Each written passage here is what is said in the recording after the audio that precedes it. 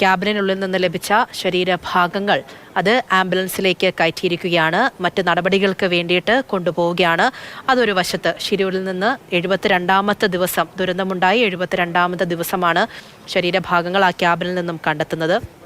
ആ ഒരു നടപടികൾ മറുഭാഗത്ത് ഏറെക്കുറെ പൂർത്തിയായിരിക്കുകയാണ്. ഇനി പരിശോധനയ്ക്ക് വേണ്ടിയിട്ട് മറ്റ് നടപടികൾക്ക് വേണ്ടിയിട്ട് കൊണ്ടുപോകാൻ വേണ്ടിയിട്ട് ആംബുലൻസിലേക്ക് കയറ്റിയിട്ടുണ്ട്.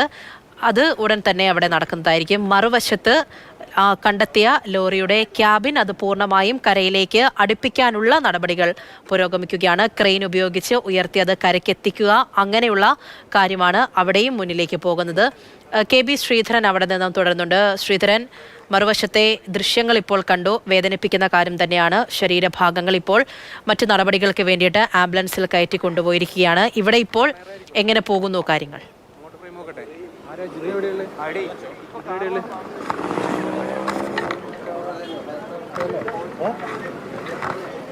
നിലവിലിപ്പോൾ സാരംഗ് സൂചിപ്പിച്ച പോലെ തന്നെ ഈ മൃതദേഹ ഭാഗങ്ങൾ ഇവിടേക്ക് കൊണ്ടുപോവുകയാണ്. കാർവാർ ആശുപത്രിയിലേക്കാണ് അത് കൊണ്ടുപോകുന്നതെന്നാണ് മനസ്സിലാക്കുന്നത്. അവിടെ നടപടികൾക്ക് ശേഷം വീട്ടുകാർക്ക് കൈമാറും. DNA പരിശോധന എന്നുള്ളത് വീട്ടുകാരുടെ കൂടി തീരുമാനം അനുസരിച്ചായിരിക്കും ഒരുപക്ഷെ ഉണ്ടാവുക. ഒരുപക്ഷെ അത് വേണ്ടെന്ന് വെക്കാനുള്ള ഒരു സാധ്യതയാണ് നിലനിൽക്കുന്നത്. ഏതായാലും അക്കാര്യത്തിൽ ഒരു ഔദ്യോഗിക സ്ഥിരീകരണം അല്പസമയത്തിനകം തന്നെ നമുക്ക് ജിതിനിൽ നിന്ന് ലഭിക്കാം. ജിതിൻ ഇപ്പോൾ വീട്ടിലെ മറ്റ് അംഗങ്ങളുമായി ഇത് സംബന്ധിച്ച് കാര്യങ്ങൾ സംസാരിക്കുകയാണ്. അതിനുശേഷം ഇക്കാര്യത്തിൽ ഒരു തീരുമാനം വരും എന്ന് നമുക്ക് പ്രതീക്ഷിക്കാം. ഏതായാലും 72 ദിവസമായി നിലവിൽ ഇതിൻ്റെ ഉള്ളിൽ നിന്നാണ്, ക്യാബിൻ്റെ ഉള്ളിൽ നിന്നാണ് ഈ ശരീരഭാഗങ്ങൾ കിട്ടിയത്.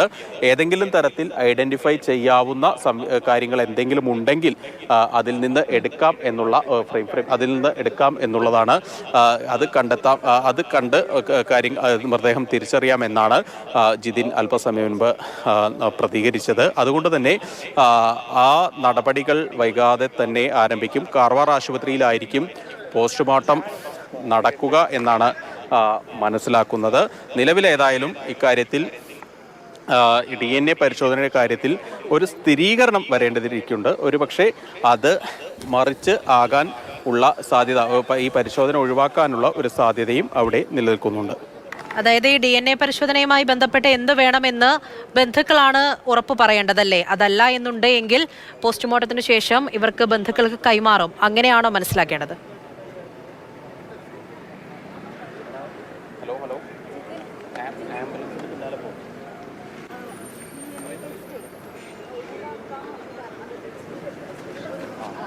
അതിൽ വേറെ നിയമപരമായി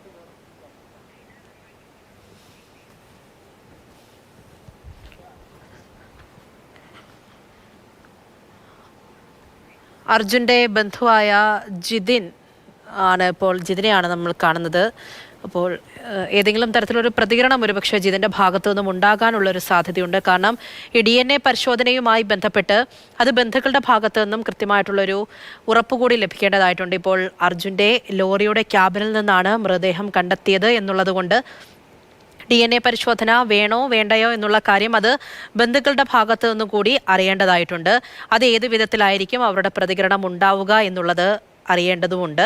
അപ്പോൾ ജിതിൻ പ്രതികരിക്കുമോ ഇല്ലയോ എന്നുള്ള കാര്യത്തിൽ നമുക്ക് ഉറപ്പില്ല. കാരണം അറിയാം അത്രത്തോളം തകർന്നു നിൽക്കുകയാണ്. പക്ഷേ ഈ ദൗത്യത്തിൻ്റെ തുടക്കം മുതൽ തന്നെ ഓരോ വിവരങ്ങളും ജിതിൻ നമ്മളോടൊക്കെ മാധ്യമങ്ങളോടെല്ലാം തന്നെ പങ്കുവെക്കുന്നുണ്ടായിരുന്നു.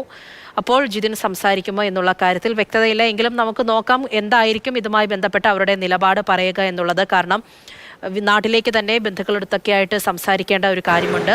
അവരിൽ നിന്ന്, വീട്ടുകാരിൽ നിന്നൊക്കെ ഒരു ഉറപ്പ് ഇതുമായി ബന്ധപ്പെട്ട് എങ്ങനെ വേണം നടപടികൾ എന്നുള്ള കാര്യമൊക്കെ അവർ പറയേണ്ടതായിട്ടുണ്ട്. നമുക്ക് വെയിറ്റ് ചെയ്യാം അവരെന്തായിരിക്കും പറയുക എന്നുള്ളത്. ഇപ്പോൾ ദൃശ്യത്തിൽ കാണുന്നത് ക്രെയിൻ ഉപയോഗിച്ച് ആ ലോറിയുടെ ഭാഗം, ഡ്രൈവർ ക്യാബിൻ, അത് കരയിലേക്ക് അടുപ്പിക്കാനുള്ള ശ്രമം അവിടെ നടന്നുകൊണ്ടിരിക്കുകയാണ്. വലിയ ഭാരമുള്ളതാണ്. 2 ക്രെയിൻ ഉപയോഗിച്ചാണ് ഇപ്പോൾ ഉയർത്തുന്നത്.